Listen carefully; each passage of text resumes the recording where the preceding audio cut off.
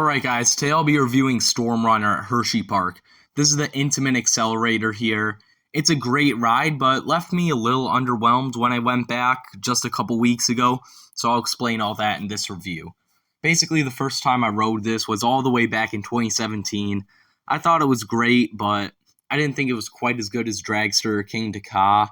And when I returned a couple weeks ago, I was hoping to have a bit of a better experience.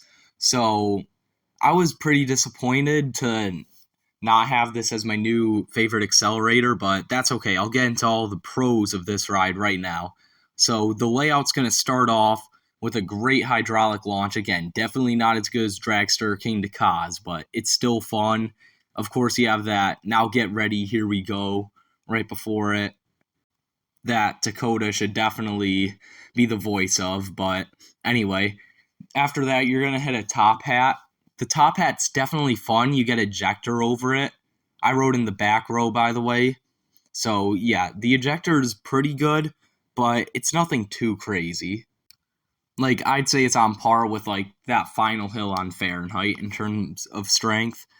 So then after that, you're going to come down into this valley, and it's pretty intense, I would say.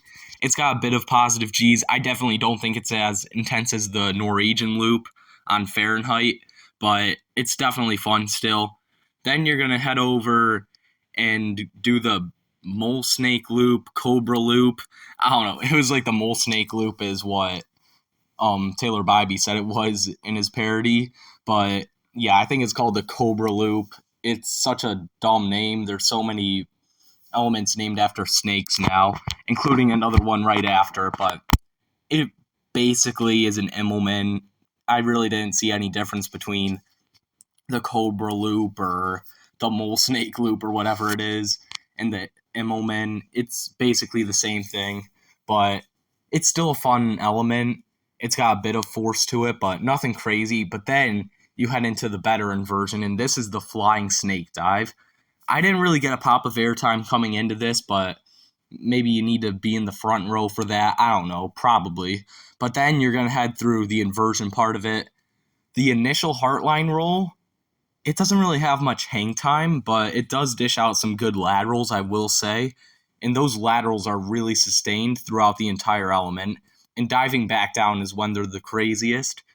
I was a little disappointed to not really get any airtime on the dive back down. I thought maybe you'd get something, but no, just sustained laterals, which, I mean, is fine. After this, you're going to go through the not-so-big finale. It's a series of switchbacks, which is kind of fun. You get a little laterals. You're not going to get any other forces, really, besides just that sense of speed, I guess, whizzing past all the trees and whatnot. And then you're headed into the breaks. It's a short ride. And I actually feel like it's a bit shorter than King Ka, if I'm going to be honest. Because King Ka, just everything is so drawn out. It just lasts forever, every single element on that thing. This, it feels more like a normal layout, but just less of it. Which is, I think, why I was a bit underwhelmed. This ride's got kind of a horse theme, I suppose. There's a horse on the logo, which makes kind of a little bit of sense because running, horses are pretty good at running, but I don't know what they have to do with storms, but I mean, I'll take it. The logo looks really cool, so yeah, why not? There's no theming on ride or in the station or anything, though. The trains are really comfortable. They're the normal Intimate soft strap restraints like on Fahrenheit, Maverick, all those rides. And I mean, yes, I would like lap bars, and I'm not really one to pick on restraints, but I actually think I prefer, and don't hate me for this, I prefer the older, Intimate, hard restraints over these, like you see on King Ka and Cheetah Hunt.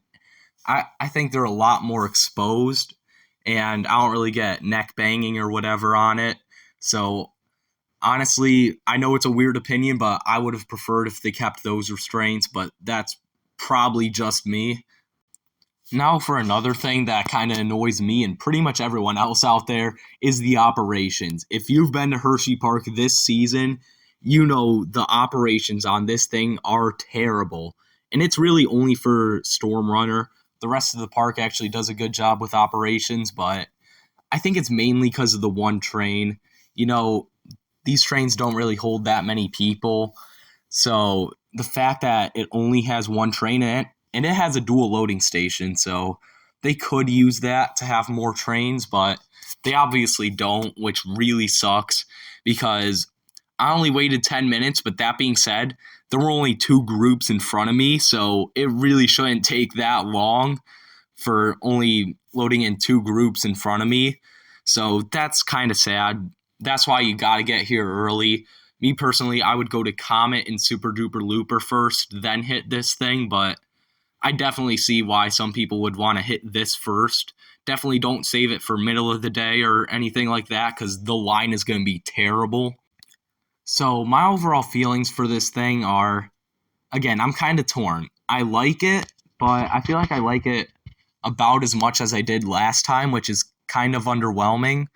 But at the same time, it's still a great ride, still in my top 50 and all that. But again, I expected it to be better than King Dakar when I came back, and it definitely was it.